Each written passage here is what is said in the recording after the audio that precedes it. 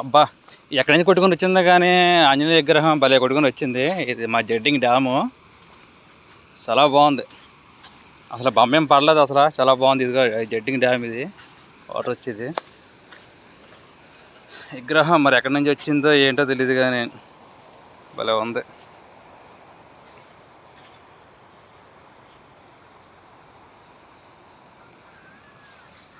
చూడండి.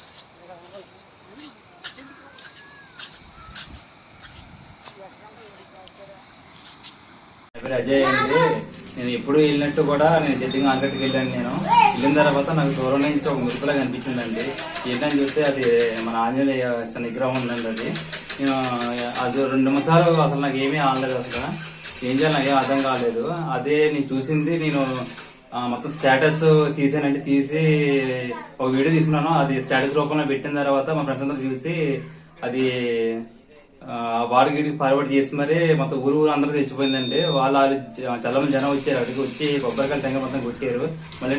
మళ్ళీ వెనక్కి రివర్స్ వచ్చండి.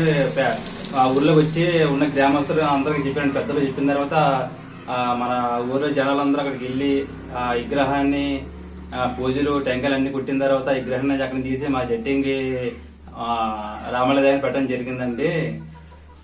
అది నాకు చాలా హ్యాపీగా ఉందండి, చాలా ఆనందంగా ఉంది. నాకు ఆ విగ్రహం నాకే కాపాడడం ఏంటి నాకు ఏం అర్థం కాదు. అసలు చాలా హ్యాపీగా ఫీల్ అవుతుందండి నేను అండి. ఒకప్పుడు మాకు హైవే రూట్ పడ్డదండి. ఉన్న హైవే రూట్ దగ్గర మాకు గుడి ఉంది. ఆ గుడి దగ్గర పోయిన తర్వాత అదే విగ్రహం మళ్ళీ అదే ఆంజనేయ విగ్రహం మళ్ళీ వచ్చింది అనుకున్నారు. వచ్చి దానికోసం మళ్ళీ మేము గుళ్ళు కడతామని మరి పెద్దలు అందరూ అంటున్నారండి. చాలా హ్యాపీగా ఉంది నాకు.